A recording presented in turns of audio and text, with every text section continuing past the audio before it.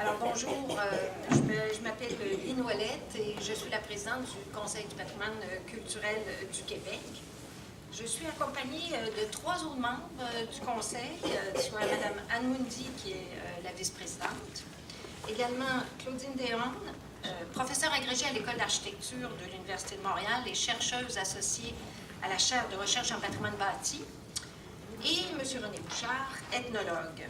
Je tiens vraiment à les remercier de faire partie de ce comité d'audition.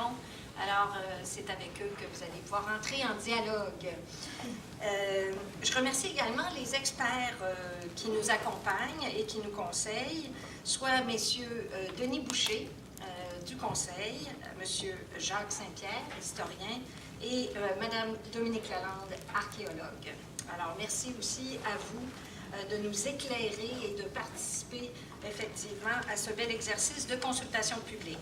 Donc, je vous souhaite la bienvenue à cet exercice de consultation publique sur le plan de conservation du site patrimonial du Vieux-Québec qui a été rédigé par le ministère de la Culture et des Communications. Je vous remercie de votre participation et de votre engagement qui démontre votre intérêt pour ce site d'importance nationale. Alors, les séances sont enregistrées et seront diffusées dans quelques jours sur le site web du Conseil. C'est un précieux outil de référence pour les citoyens qui ne peuvent être avec nous aujourd'hui. Et une transcription sera aussi mise à votre disposition dans quelques jours de ces échanges qui auront lieu et de vos présentations qui sont différentes, bien sûr, probablement de vos mémoires, donc un peu plus synthétiques, j'imagine. Et je saisis l'occasion pour vous rappeler que nous avons un questionnaire en ligne sur le plan de conservation et que vous pouvez toujours le remplir jusqu'à vendredi cette semaine. Alors, je tiens à vous assurer, bien sûr, que nous rendrons compte fidèlement à la ministre de la Culture et des Communications, Mme Nathalie Roy, de vos commentaires et suggestions en vue de bonifier le plan de conservation qui vous est proposé. Je vous rappelle ici les principales étapes de l'adoption de ce plan de conservation. Vous vous rappelez qu'il y a un mois, il y a eu une séance d'information. Les gens du ministère de la Culture sont venus nous présenter ce plan. C'est d'ailleurs disponible en ligne et certaines d'entre vous m'ont dit qu'ils ont pu l'écouter. Et à la suite de cette séance d'audition aujourd'hui, le Conseil produira un rapport de la consultation qui contiendra un résumé de vos commentaires et suggestions. Le Conseil formulera également à la ministre un avis sur le plan de conservation. Et je vous rappelle que le Conseil du patrimoine culturel du Québec est un organisme de consultation autonome et indépendant du ministère de la Culture qui conseille la ministre. Finalement, le ministère, avec cet avis et le rapport de consultation qui est lié à cet échange aujourd'hui et à ces mémoires que vous nous avez présentées, bonifiera le plan de conservation du site patrimonial du Vieux-Québec. Et par la suite, la ministre le rendra public et ce plan deviendra, bien sûr, les orientations qui guideront désormais les décisions du ministère de la Culture. Dans ce processus, évidemment, votre contribution est très importante et c'est dans cet esprit que la ministre a demandé au Conseil de mener une consultation afin de faciliter les échanges et l'expression des opinions des citoyens. Nous désirons que cet exercice permette d'apporter une valeur ajoutée. Je pense que c'est l'objectif, c'est la raison pour laquelle vous avez tous travaillé fort et que vous êtes ici, entre autres, cet après-midi, et qu'il s'effectue dans un esprit d'ouverture, de rigueur et de respect. Concernant le déroulement, plus spécifiquement de l'audience, le Conseil a accueilli toutes les demandes d'intervention et c'est pour cette raison que nous avons ajouté une séance cet après-midi, puisque initialement, vous l'aviez peut-être remarqué dans les annonces, la séance était prévue uniquement le soir. Et je tiens à remercier tous les participants qui se sont inscrits. Donc, notre enjeu, généralement, dans ces audiences-là, c'est de gérer le temps, parce que j'en parlais avec quelques-uns d'entre vous, tous, vous pourriez occuper probablement toute la séance, parce qu'on a souvent beaucoup de choses à dire. Mais effectivement, il faut se limiter un peu. On a mis les rendez-vous environ à peu près aux 15 minutes. Alors, si vous aviez une présentation qui tourne autour de 5 minutes, ça va nous permettre ensuite d'avoir un échange. Donc, je vous demanderai de vous en tenir pour votre présentation à une synthèse de votre mémoire, pas nécessairement le lire, on en a pris connaissance, et de nous dire ce qui est vraiment important pour vous. Alors, et ensuite, avec moi, les membres vont pouvoir vous poser des questions. D'ailleurs, nous avons tous pris connaissance des mémoires très attentivement, ainsi que nos experts, donc sachez qu'ils ont été lus. Alors, également pour les fins de transcription, je vais vous demander de vous identifier avant de prendre la parole pour qu'on associe bien vos propos à ce qui aura été transcrit. Alors, vous avez compris que vous pourrez vous présenter sur la scène ici. Il y a 2 micros, certains seront 2, quelques-uns sont seuls. Et c'est Mme Moody à côté de moi qui va appeler chacun des participants. Je pense que chacun d'entre vous avez reçu à quelle heure vous devez passer. On va essayer de respecter, bien sûr, cet horaire. Donc, sans plus tarder, j'invite notre premier intervenant, qui est Mme Paul Huss, à se présenter ici en avant pour prendre la parole.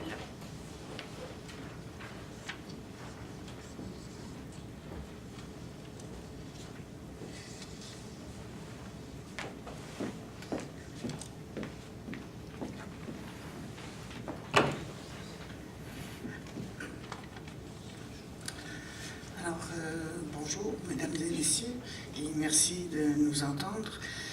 Mon nom est Mathilde Paulus. Je suis résidente depuis 34 ans, à 3 portes d'ici en sortant sur la gauche de rue Saint-Pierre. Et depuis 15 ans, j'agis comme présidente de la coopérative d'habitation La Grand Voile. Et donc, à ce titre, très souvent confrontée aux travaux de réfection de la bâtisse. Et tout ce qui s'ensuit, permis, demande d'autorisation, discussion avec la ville concernant tel et tel élément. Ma première série de remarques, je le sais que vous le savez, mais comme résident, il est important de le rappeler, on vit déjà dans un univers assez clos, un espace restreint où interviennent des intervenants majeurs. À commencer, et ces intervenants-là ont leur empreinte sur notre vie de quartier, que ce soit le port, que ce soit la ville, par ses politiques de stationnement, le musée, par ses choix de musique l'été, le rigodon durant 3 semaines, il faut le faire, le SPAC ici, stationnement des canotiers, il y a plein les bateaux, il y a plein de contraintes. Mais comme vous voyez, j'y réside depuis près de 35 ans, alors ça peut être très agréable. Mais si chacun des intervenants ne prend pas garde au type de gestes qu'il pose, rapidement, il se crée un déséquilibre. À ça, on rajoute des commerçants et des restaurateurs qui, ma foi, se croient parfois seuls au monde, et qui peuvent nuire à la vie de quartier. Et je rajoute à ça toutes les séries de personnes de passage. Et puis là, ben, ça peut être le guide touristique qui, samedi après samedi, s'installe au coin de la rue sous l'arbre pour protéger les gens qu'elle guide du soleil ardent, mais qui, ce faisant, nous raconte la même histoire de Québec tout le temps. Bon. Et vous pouvez aussi apprécier de vivre durant 10 jours avec Captain Jack.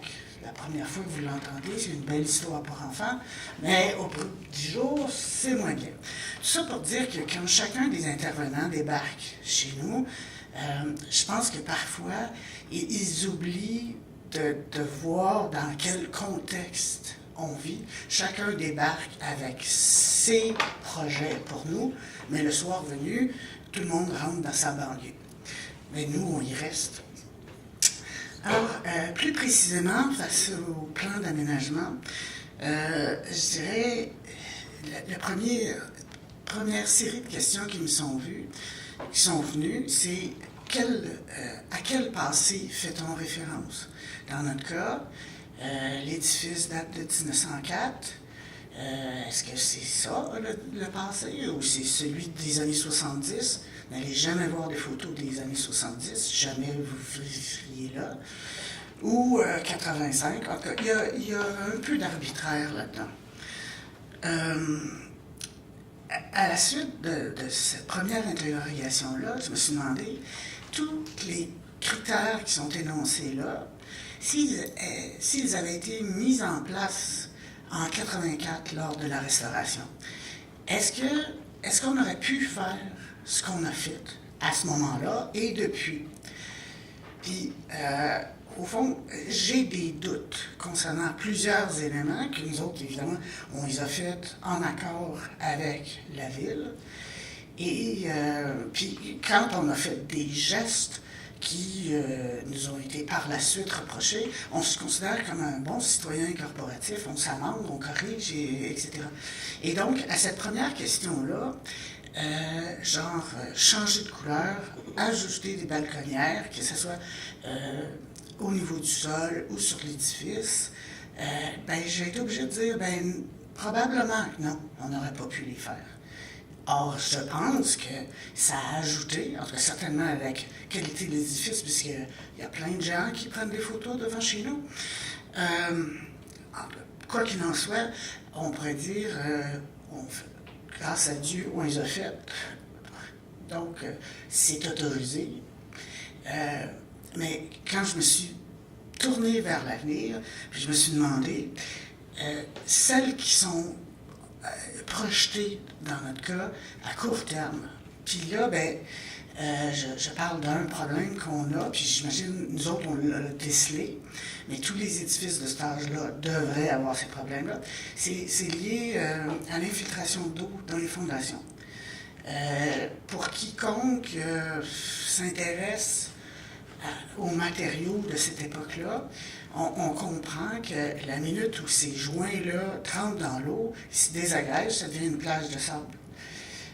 Quand on a des murs d'environ 3 pieds de large, il est comme difficile de rejointoyer l'extérieur de 6 pouces, l'intérieur de 6 pouces, puis à l'intérieur, entre les deux, c'est uniquement des techniques modernes qui vont faire en sorte de consolider les fondations. Il y a même un ingénieur qui nous a dit qu'il fallait refaire des murs par l'intérieur, ou en tout cas, finalement, on a trouvé un autre ingénieur. Là. Mais tout ça pour dire que quand on fait constamment référence à des techniques, matériaux d'époque, ça m'apparaît pas permis. Puis, il en va de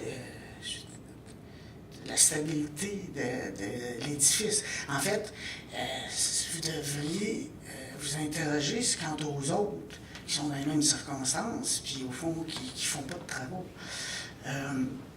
Tout ça pour dire que c'est des travaux qui vont représenter quelque chose comme au moins 450 000 $. Si on est obligé de refaire des liens tels qu'ils étaient à l'époque, OK, ça va durer je ne sais pas combien de temps, mais à ce moment-là, moi, je trouve ça curieux comme investissement.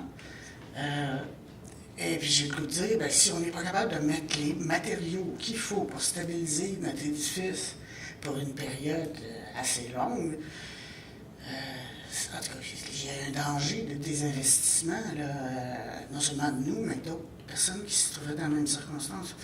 L'autre chose aussi qu'on verra dans les quelques prochaines années à refaire, c'est l'aménagement de notre terrasse.